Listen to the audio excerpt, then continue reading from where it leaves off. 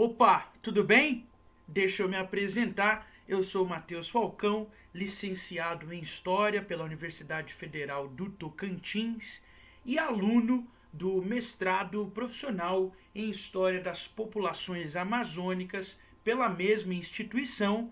E cá estou eu com a proposta de gravar um vídeo como parte da disciplina de Tecnologias, Mídias e Ensino, ministrada pelo professor doutor George Seabra. E neste vídeo eu quero falar brevemente algumas considerações, quero ter uma conversa breve aqui sobre um assunto muito importante para a história do Brasil, a importância do café para a economia brasileira. Eu tenho certeza que você já estudou na escola muita coisa sobre o café e a economia brasileira. Então, nesse vídeo, eu vou tentar falar alguns aspectos relevantes acerca deste tema. Me acompanhe, então. Bom, uma nova bebida está na moda lá no século XIX, não é?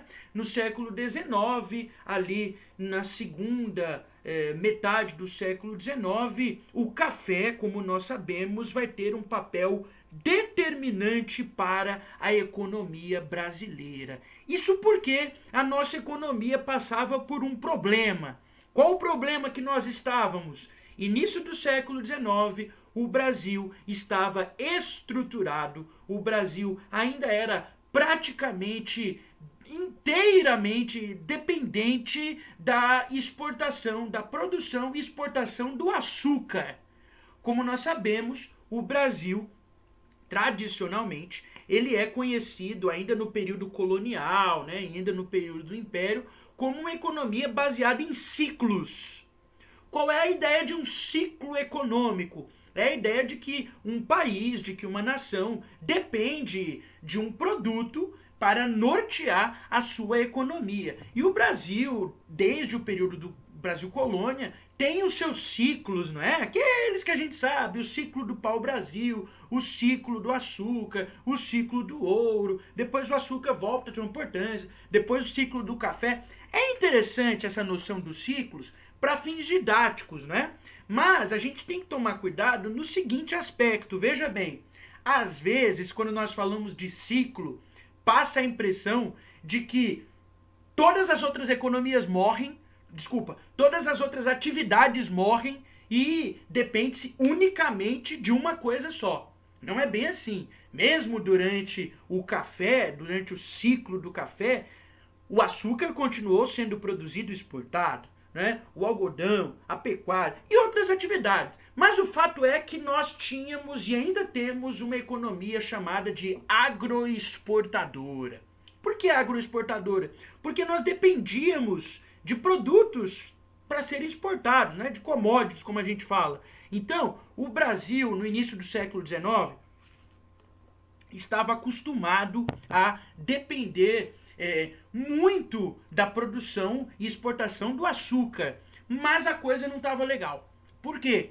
Porque o preço do açúcar estava em queda. O Brasil, que estava acostumado a exportar açúcar e lucrar muito com isso, vai enfrentar concorrência. Vai enfrentar concorrência, por exemplo, da Holanda, que estava produzindo um açúcar de melhor qualidade e vendendo por um preço mais baixo. Na Europa, né, na Inglaterra, vai ser desenvolvido o açúcar de beterraba, né, que foi uma alternativa ao açúcar tradicional de cana, da cana do açúcar. Não é? Então, o Brasil enfrenta concorrência nesse sentido. E aí vai precisar de um novo produto para suprir essa lacuna. E é essa bebida que está na moda aqui no século XIX. O bom e velho cafezinho. Não é? O café, então, que não é um fruto nativo do Brasil, tá certo? Ele foi trazido para o Brasil no século XIX, que era um momento em que a demanda por este produto, por esta bebida, que passou a ser muito apreciada, por exemplo, na Europa, né? O café, historicamente, ali no século XIX, é a bebida do intelectual, né? Então forma-se ali os cafés, né? Por exemplo, os cafés parisienses, famosos, naquele momento ali de transformação urbana, por exemplo, da cidade de Paris. Então, o café se torna uma bebida muito apreciada, não é? O café que, não sei se você sabe, mas o fruto do café, não é? Este frutinho vermelho aqui que parece uma cereja, ele é africano, ele é da região ali da Etiópia, tá certo? E depois os árabes naquele processo ali de expansão islâmica ali, depois do século IX mais ou menos, tiveram contato com esse fruto, com essa bebida também, passaram a apreciar, por isso que o café depois é conhecido como uma bebida árabe e tudo mais, porque os árabes popularizaram isso, né? Historicamente, ali durante a Idade Média, por exemplo, etc e tal. Mas nesse momento aqui do século XIX, essa bebida estava sendo consumida e apreciada, quer dizer, a demanda aumentou bastante, tá certo? E aí, nesse quesito, esse fruto foi trazido para o Brasil, tá bem? Ali no início do século XIX, esse frutinho aqui vermelho, tá bem? Aqui deste fruto, na maioria dessas espécies, né, do café, você tem duas sementes aqui, né? Dentro, tá? Sementes que viram os grãos de café. Geralmente vem duas. Cada cerejinha dessa vem duas, né? Vem 2 grãos aqui. Alguns vem uma só, né? Mas a maioria vem duas. E aí este grão verde, né? Ele é torrado, né? Passa pelo processo de torra, depois passa pelo processo da moagem e aí com a água, né, quente se torna essa bebida que a maioria de nós, né, toma todos os dias de manhã cedinho para dar aquela energia, né, pro dia e tudo mais. Então, esse fruto não era nativo do Brasil, foi trazido, algumas mudas ali foram trazidas para a região do Pará, isso no início do século XIX, não vingou muito bem, não adaptou muito bem no solo, né, era plantada, mas não vingou muito, até que este fruto foi levado primeiramente para a região do Vale do Paraíba, entre os atuais estados, né, de Rio de Janeiro e São Paulo. Sul do Rio de Janeiro, essa partezinha roxa aqui, tá? Entre o Rio de Janeiro e São Paulo, aqui região de Ubatuba, Paraty, Caraguatatuba, né, São Sebastião, essa região aqui do mapa do Vale do Paraíba. E ali, no clima e no solo da região, que é o conhecido solo terra roxa, foi muito favorável para o plantio do café. O café se adaptou muito bem, tá certo? E aí o café começou a ser produzido em larga escala ali na década de 40, 50, 60, 70 e diante, até o século XX.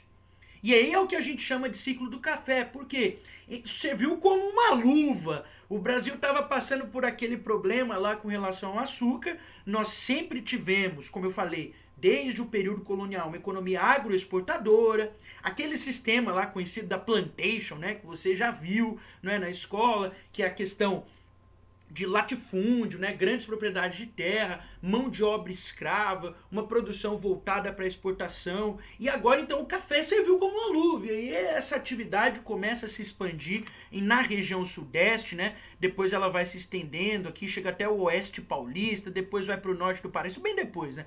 Norte do Paraná, sul de Minas, né? Região da Modiana Paulista aqui, né? Então, nessa região inteira, gente, o café se consolida aí, a atividade cafeeira, né, se consolida aí. Vão surgir os chamados barões do café, que eram os proprietários de grandes cafezais, de grandes lavouras de café.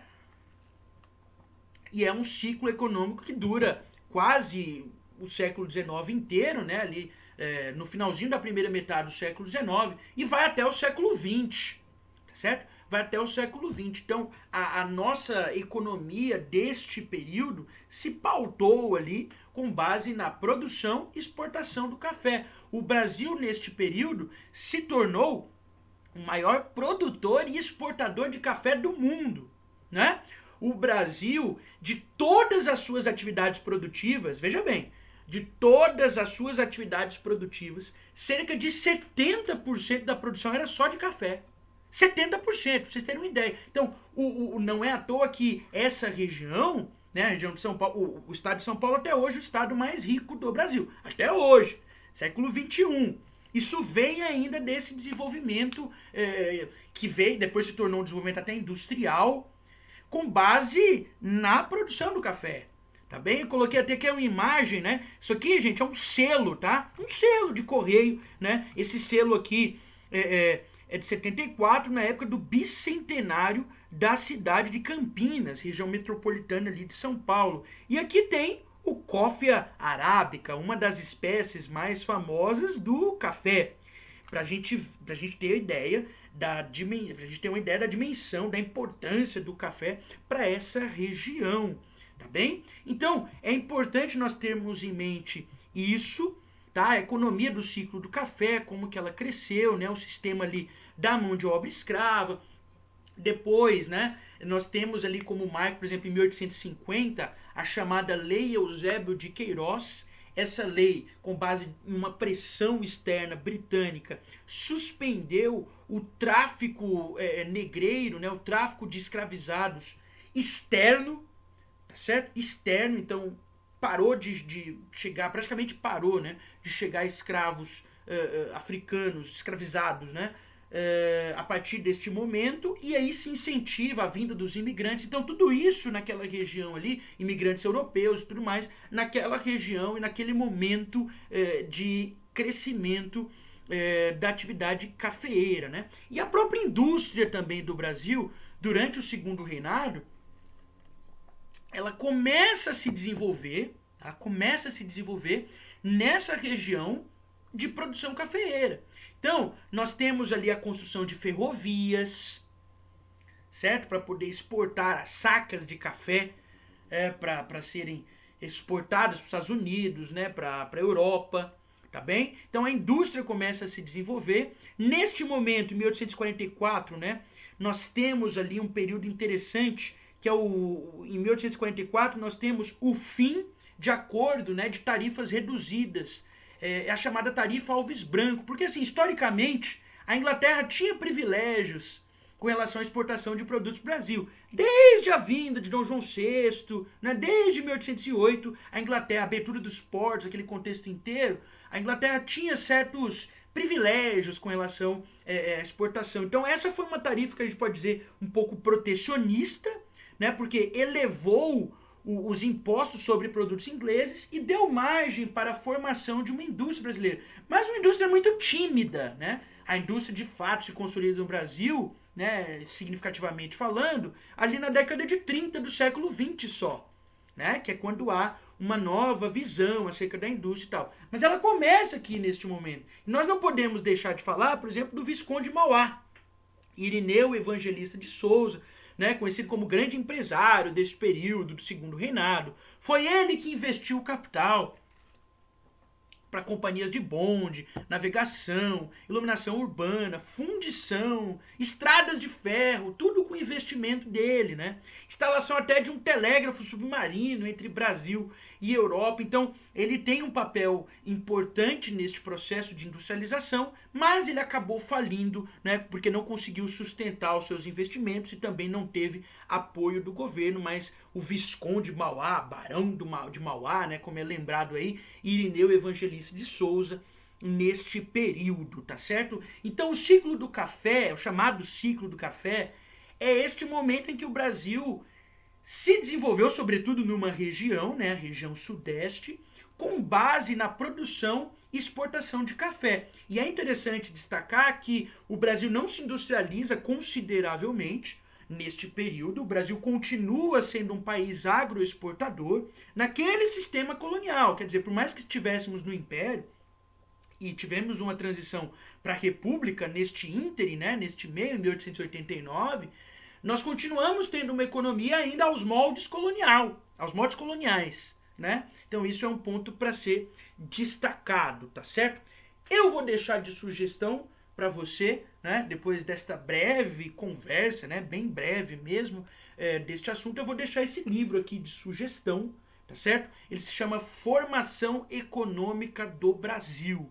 Ele foi organizado por Amaury Patrick Grimaud, tá certo? Da Universidade de São Paulo, e dois autores também, né? É um livro cujo o segundo capítulo, né, o segundo capítulo desse livro trata especificamente sobre o café e o crescimento da indústria ali no finalzinho, na transição ali, né, do segundo reinado para a Primeira República, né, e tudo mais. Então, formação econômica do Brasil é a minha dica para você entender mais sobre o papel, não é, do café para a economia ali no século XIX, século XX, tá certo? Eu espero que você tenha gostado desta nossa breve conversa, não é? Espero que você esteja bem. Terminamos por aqui. Foi um prazer estar com você.